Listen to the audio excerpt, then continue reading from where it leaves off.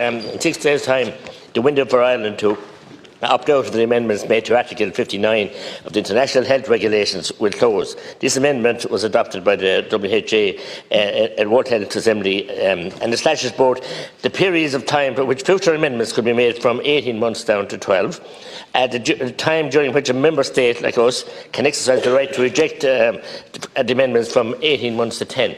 This is a fierce piece of legislation. 307 amendments brought forward by the WHO, all unelected people, and we're expected to deal with this here, and we have no debate on this Parliament here, and it's happening with zero media attention, zero debate in this House, and also I think it's totally undemocratic, and it's against our sovereignty, and I want to debate on this, an urgent debate on this week, because it happens on the end of this week, and just passes through 307 amendments. I'm afraid I'm not familiar with the issue Deputy McGrath has raised. Perhaps Minister Donnelly will be able to come back to him directly on it. So, Shabnam, as an activist and lawyer and expert on what's going on with the World Health Organization, and I know that you have a kind of a global perspective on that, linked to very many people like yourself all over the world, you've seen the clip where this whole thing was put to the leader of the Irish Parliament, Leo Varadkar Taoiseach, with a request just 6 or 7 days before the end of the month to have a debate in Parliament. And he admitted to not knowing anything about this, which is, what do you think of that? Well, I have two thoughts on that one, Eddie. The one is to say there's two categories of politicians, as we've discovered in general, but in particular the last 3 years. One is those that are genuinely naive at best or ignorant at worst as to what's going on via these supranational organizations and other sorts of machinations by the global cartel. The other category is politicians that are either compromised, captured, or corrupt. My second thought is that as a Minister of Health or former Minister of Health or whatever capacity he is acting in government, he ought to know.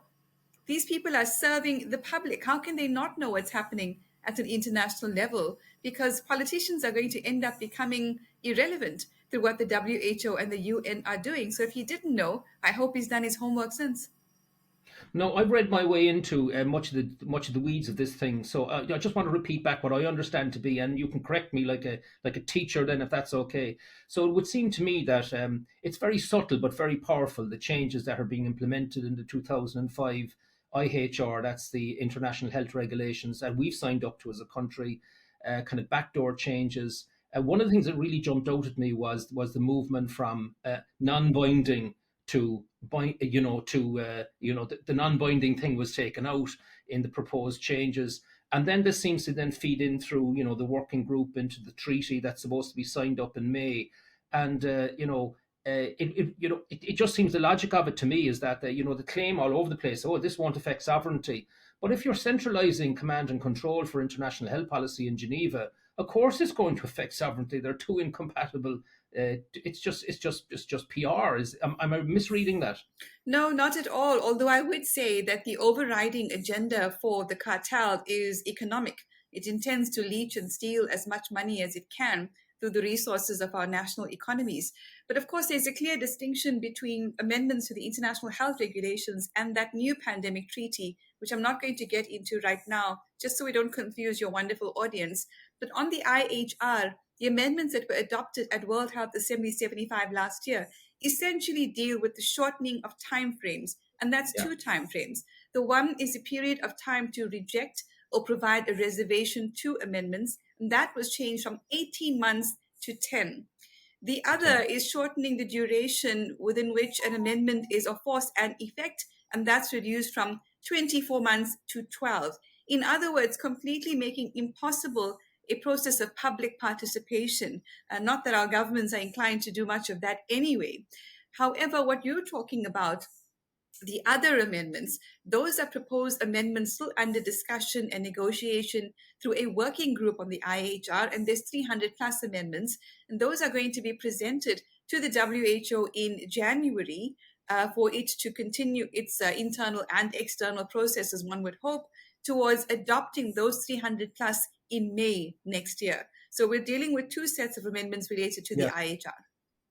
But when you cut through the kind of the the detail of it, just for the ordinary person just listening to this for the first time. Can you just explain why is it then? I mean, if this thing was supposed to be okay, why is it then that Estonia have rejected it? The Philippines have rejected it. Slovakia is talking about rejecting it very strongly, in very very strong language by the Prime Minister there, and who else is there? New Zealand have also are also intent to reject it. So if it was so benign and it wasn't an impingement on sovereignty, why would these independent countries come to the conclusion that they're not happy with this? They either want to leave the WHO, or they're just objecting to what's going on. So how do you see the sand shifting here? Is this what is happening? The sand is exactly shifting, and it's also Mexico, it's Philippines, it's now recently South Africa. I've drafted a letter to reject amendments to the IHR and highlighted the new ones coming up. 2 of our parliamentarians have taken up the baton and served that on the WHO. But certainly these countries come from a background of understanding that they are very much ignored within the supranationals of the United Nations and the World Health Organization and the International Trade Organization and all of these other hydra tentacles belonging to essentially the World Economic Forum. And they've started to develop more of a voice during the last 3 years of lockdown and misery, both at the WHO and the United Nations. The specific provisions that they are talking about in the amendments currently being negotiated certainly are very dangerous, and they form part of the letter that I had submitted to these parliamentarians to facilitate and include the following. It's going to make recommendations if, of course, they succeed, which they won't. It's going to make recommendations binding. That was one of the proposals that has been put forward by one of the countries engaged in this negotiation process, and there are 94 of them. So recommendations will then become binding. That, of course, violates the WHO's own constitution. It has no authority to make its recommendations binding. It is, in fact, acting ultra vires or outside the scope of authority. Also, in Article 12, the WHO seeks to strike out the provision that would make it necessary for it to consult with a member state about declaring a public health emergency of international concern in that country, for that country to agree. So they're looking at removing that provision in Article 12 and Article 1. They look to remove the specific terms regarding standing recommendation and temporary recommendation by removing the phrase non-binding from each term. And that one was submitted by Bangladesh. The one before this was submitted by the United States. Then we've got Article 3, removing the clause, full respect for dignity, human rights, and fundamental freedoms. That one was put forward by India. Article 2, expanding the scope of the IHR to events with a potential to impact on public health, and also giving them access to all risks. So not just risks related to to health or public health in particular, very dangerous. And finally, some of those that I've specifically highlighted is, of course, that 13 recommendations would be converted into legally binding orders. And this proposed amendment has come through from Malaysia. Article 15 requires nations to allow access to their sovereign territory. Article 17 is censorship. WHO wants to increase funding to tackle false, misleading, misinformation, or disinformation. And Article 19, the last one I'm going to highlight, Eddie, is unspecified and potentially enormous costs. It's going to cost an enormous amount of money to facilitate everything that the WHO is trying to do.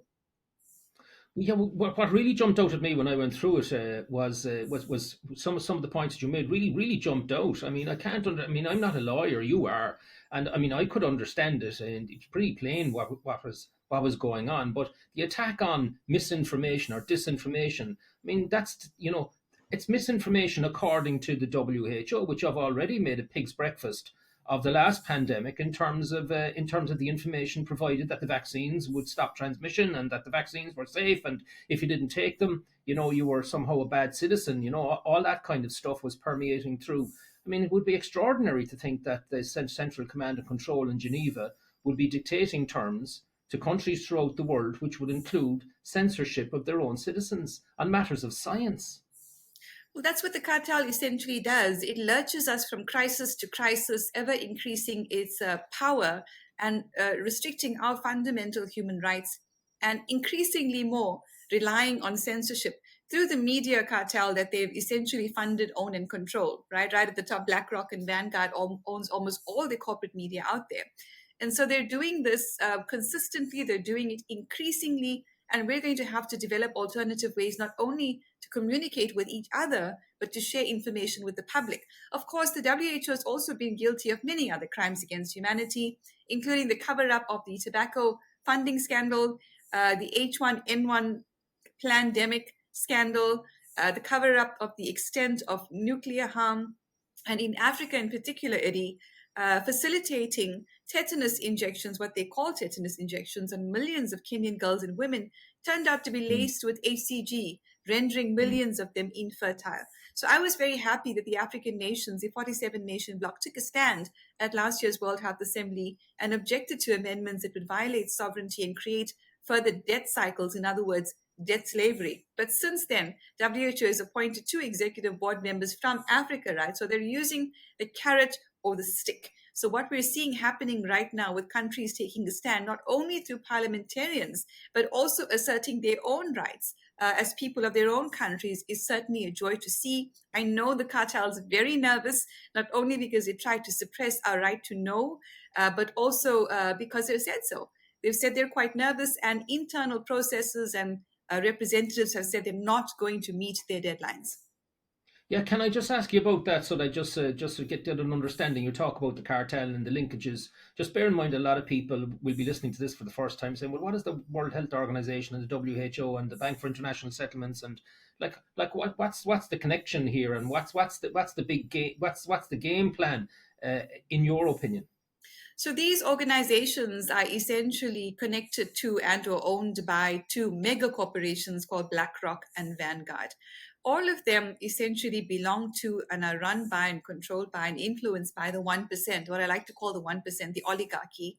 In other words, the predator or parasite class that controls our economies, that tries to control our thinking, the way we think about the world, that engineers and festers crises like pandemics or wars, for that matter, so that they can benefit ultimately from their multinational corporations. This is the cartel we're referring to. The WHO in particular is significantly funded by private interests, including but not limited to the Bill and Melinda Gates Foundation, which, interestingly enough, the research I was doing in an article about the United Nations, which is also deeply problematic, also funds the UN. And so we're dealing with the same set of bad actors, to put it mildly, that seek to profit through control, fear, and propaganda. But the world is waking up to it. One of my friends, dear friends, Fahri Hassan, is an expert in conflicts of interest, and his work shows you clearly how these organizations and these individuals work together. As George Carlin said, it's one big club and we're not in it. Yeah, so how do you see it playing out then? I mean, when you're right in the heart of it, you can see what's going on in different countries. You're clearly expert on the legislation and the thinking behind it. The connections behind the connections, if you follow me. But how do you, bearing in mind that most people are blissfully unaware of most of this stuff, because it's not being reported in the mainstream media. How do you see it playing out now that it's beginning to splinter? I mean, in other words, is the World Health Organization stuff the tip of the spear, and it's about to fracture by the look of it? Am I misreading that? I think it is the tip of the spear, certainly the way I would characterize it. But if we look at what happened at the UN General Assembly in September this year, 11 countries formally objected in writing to a political declaration on pandemics that the UN tried to push through. Non-binding, but it certainly is an alarm bell. And what it says to me is that countries are beginning to question their role and their continued membership within the WHO, within the United Nations, and with the entire Hydra structure. It certainly does not benefit most of us. It may benefit some countries that have a position of being on the Security Council of the United Nations. But as for the rest, as these 11 countries said, there's always a lack of balance, a lack of inclusion, a lack of transparency, and they feel completely ignored and disrespected. Even that letter to the UN was ignored. The General Assembly President for 78, UNGA 78, proceeded to declare that the political declaration had been passed, completely ignoring that these countries had broke the silence, which is a very significant step for them to have taken. So I think geopolitically, also with the formation and expansion of BRICS, we're going to see countries working more closely with each other and start to Yeah. extricate themselves from the Hydra. Yeah, but just to focus on the WHO just for a second, the head of the WHO, the Director General office, can decide on what is a pandemic and what's not a pandemic without consultation with member states. Have I misread that in the proposals? 100% correct. And it's an incredibly dangerous geopolitical tool. If Tedros or another director general who's put into that position to facilitate certain objectives, they decide your country is troublesome. It's been doing things that the cartel doesn't like. All they need to do is then declare a public health emergency of international concern and instruct your country to shut down. Which of our countries can afford to go through lockdowns again, Eddie? Absolutely none of us. Certainly not us as the 99%. So it's an extremely dangerous tool. Tedros, for that matter, has been accused of genocide in his home country, Ethiopia. And I've engaged and interviewed with the Amhara people who are also going through a genocide right now. God be with them. They actually objected very strongly and officially, even to the International Criminal Court, about his appointment to the WHO. The WHO didn't listen. They appointed him anyway. So we're sitting with the head of the WHO being an alleged terrorist. So this tells you all we need to know about this organization. That's not to say there aren't good people working on the inside, but at its roots, it is corrupt. Well, can I bring you then, Shabnam, to the notes I sent you there the other day, and and further notes on it. Just to explain it, that it seems to me that Ireland could become kind of the Waterloo for the WHO, because we have the 1987 Crotty ruling by the Supreme Court, which mandates a referendum in Ireland on any treaty changes, external treaty changes by the country. Even if the government decide to pass it, it has to go before the people by way of referendum, which means that the ordinary commoner garden variety, ordinary Irish voter is going to become very familiar with a lot of the detail here. And of course, there'll be a lot of arm twisting and money pouring in to try and tell us that the countries that are leaving, sure, they're just they just see it as a conspiracy. They're all just conspiracy theorists, and everything is fine. Because what's going to happen here is that Ireland is going to become, as it had before, the battleground in Europe to try and pass something that the EU wants, that the Irish people are the only people in Europe that can say no to it. How do you see that playing out? Well, we're certainly going to be relying on the Irish to take up those cudgels. It's fantastic that your process of referendum actually works. The last time we've had one in South Africa was in relation to ending the apartheid state. We haven't had referendum since. So if this mechanism of referendum is operational in your country, or even if it isn't, I would certainly urge the Irish to mobilize around that. And through that process, really the Irish people will become completely aware of exactly what the problems are with the WHO. By extension, the rest of Europe. Interestingly enough, the EU parliamentarians also submitted a letter regarding the IHR and rejecting it. So there's a question as to whether being part of the EU is actually positive, or is it negative, where certain representatives can make decisions on behalf of all countries in the EU. But coming back to the Irish, I certainly have great hope that there are some ethical and fiery parliamentarians who are going to take up the cudgels and exercise the right to referendum. Well, on that final point, we have in the office of the President of Ireland, Michael D. Higgins, who's quite outspoken, especially on external matters. But if he was here, and he's not, but if he will be listening to this because I'll be sending it to him, what would you say to Michael D. Higgins? Because he has the power to refer any potential legislation that may attempt its way through the Irish Parliament to the Supreme Court, and he can call a Council of State as well to go over it. If he was here and he was listening in, and you were addressing him directly, President Michael D. Higgins, what would you say to him?